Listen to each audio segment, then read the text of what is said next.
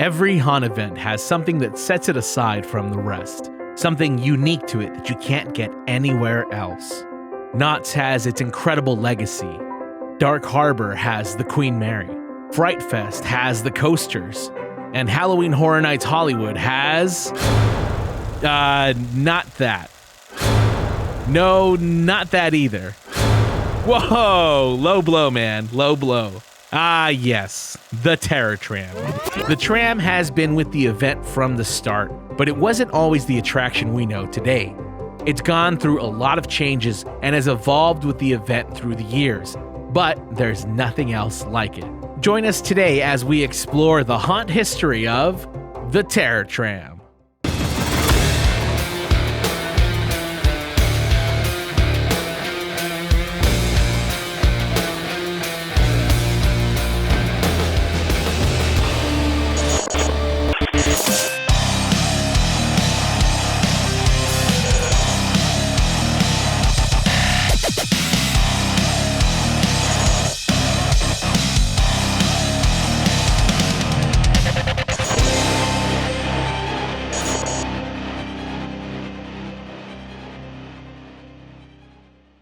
The history of the Terror Tram begins in 1986, where it was billed as the main attraction for the debut year of Halloween Horror Nights Hollywood. In the years leading up to the event's debut, Universal Studios Hollywood had hosted several family-friendly Halloween celebrations during normal park hours, which included character meet and greets, candy trails, and horror makeup demonstrations.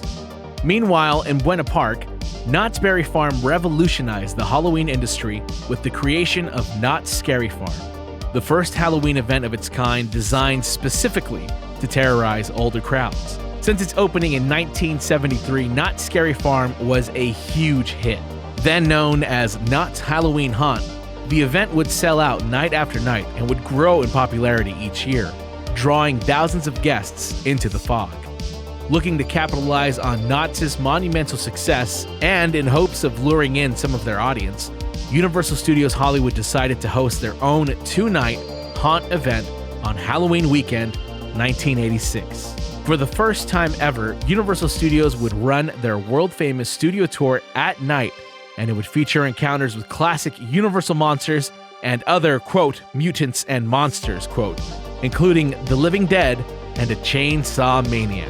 A tour spokesman advised parents not to bring their children with them, as they were, quote, getting set up to scare the devil out of people, end quote. More than 70 performers haunted the backlot, some of which were hired specifically for Horror Nights, while others were already theme park employees who volunteered to take part in the event. The tram would travel its usual route on the Universal backlot, passing by iconic movie sets like the Bates Motel, Courthouse Square, and the Court of Miracles, with a script that was reworked to focus on horror and sci-fi elements of film.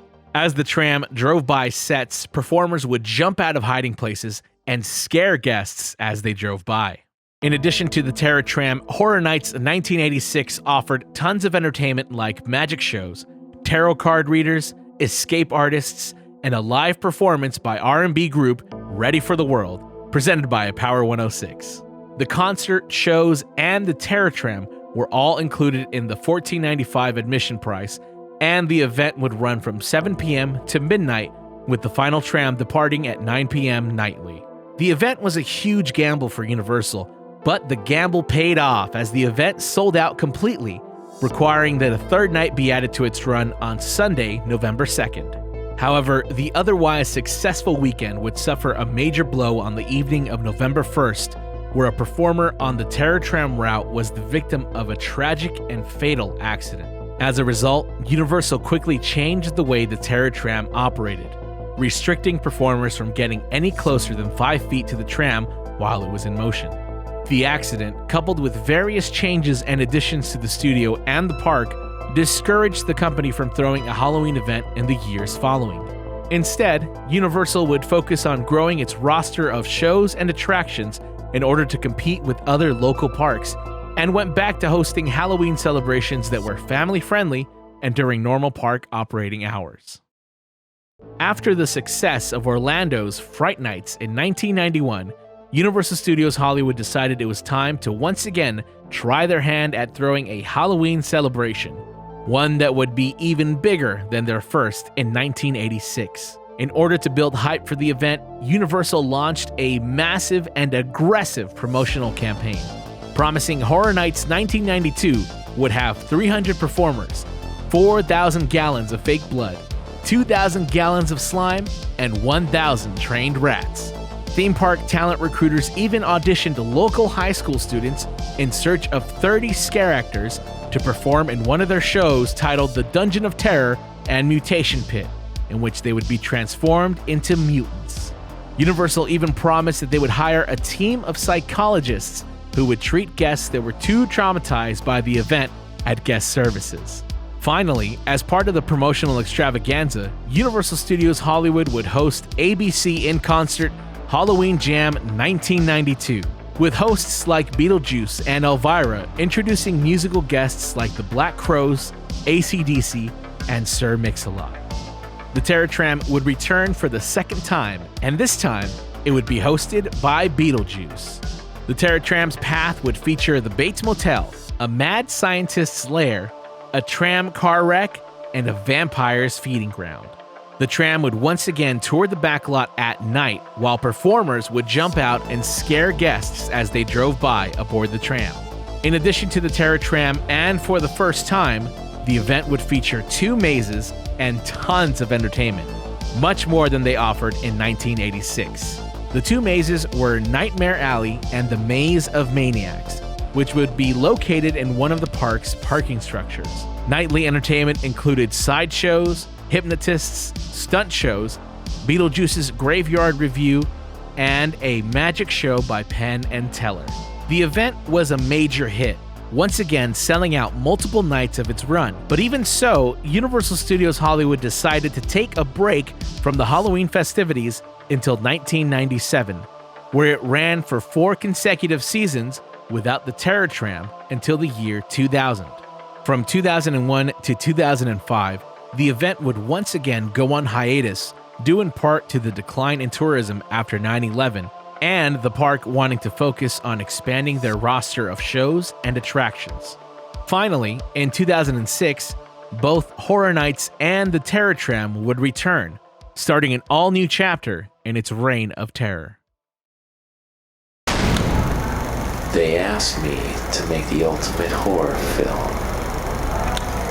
And when I did what they asked, they said I went too far. Said I crossed the line blending horror with the reality of actual human suffering. They thought they got rid of me. But come October, everyone will witness the genius of my work. Everyone. Halloween Horror Nights 2006 would bring about some huge changes to the event that would shape its history for years to come. The first major change would be the addition of John Murdy as creative director for Hollywood, marking the first year Murdy and art director Chris Willams would work together on the event. Wanting to give Horror Nights a unique edge over its competition in the haunt industry, Murdy would focus on bringing branded horror experiences to the park through the use of horror-based intellectual properties. 2006 would serve as a test year for Universal executives who were doubtful that the event could duplicate the success of its East Coast counterpart, and as a result, the event was small in comparison to its previous iterations. It was also given a very short run, comprising of only 7 nights in October with an admission price of around $15. With only 2 mazes and the Terror Tram on its roster, the creative team decided to spice up its lineup by introducing scare zones, which were common in Orlando and at Knott's, but fairly new to Hollywood. Another major change occurred on the Terror Tram itself, as 2006 introduced the idea of having guests disembark the trams and walk down a predetermined path, bringing guests onto the backlot and directly into the action, an idea proposed by then Park GM Michael Taylor. And finally, for the first time ever, Hollywood would feature an icon from Orlando as part of their event, introducing guests to the director. You ought to be in pictures picture. You're wonderful to see.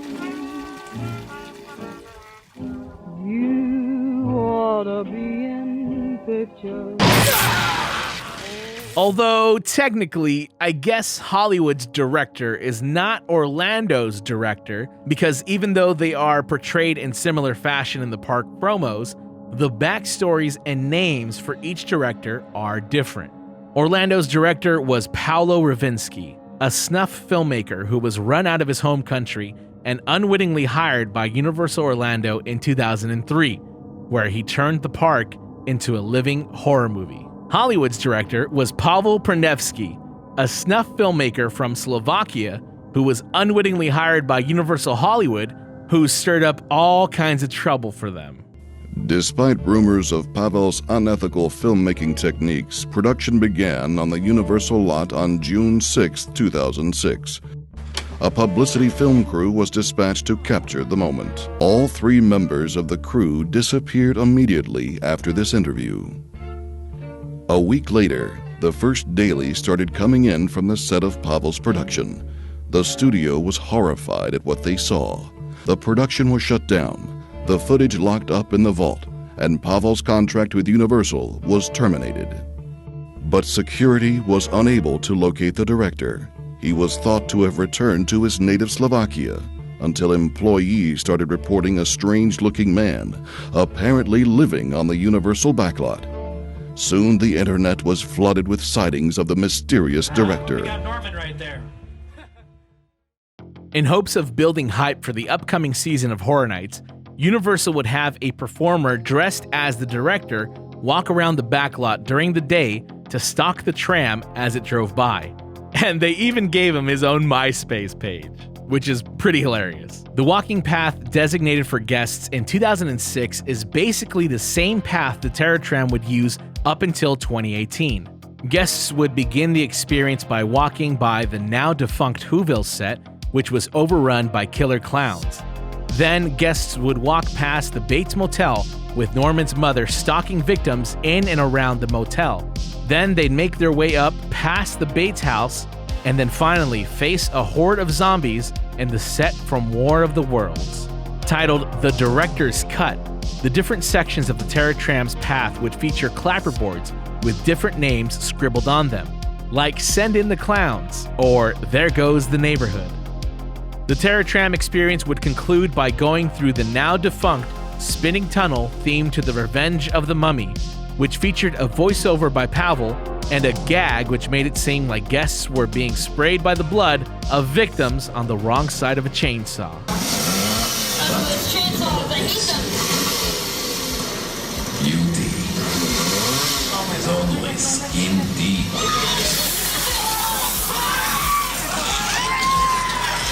The Terror Tram's new format was a hit, and thanks to the overall success of its 2006 season, Horror Nights Hollywood was slated to return in 2007, where it would change the game for the event on both coasts.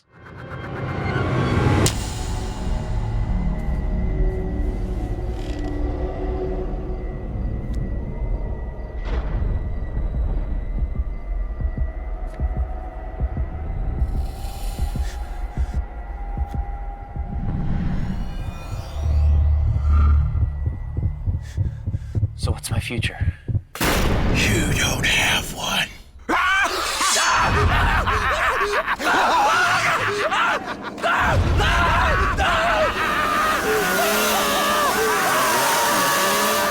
Universal Studios Hollywood presents Jason, Freddy, and Leatherface at Halloween Horror Nights. Get your tickets before it's too late. 2007 was truly a breakthrough year for Halloween Horror Nights, as it was the first year they officially licensed the rights to use non-Universal horror properties in the park. That year would mark the inaugural appearance of the Titans of Terror, Jason Voorhees, Freddy Krueger, and Leatherface. The trio would appear at Horror Nights on both coasts, ending Orlando's long streak of producing mostly original mazes not based on any existing IPs. Jack the Clown would also be the event icon on both coasts, marking the second and final time we would see an Orlando icon in Hollywood. Orlando's Carnival of Carnage theming would be used for the event's promotional material, but it wouldn't be part of the overall design of the park and the mazes.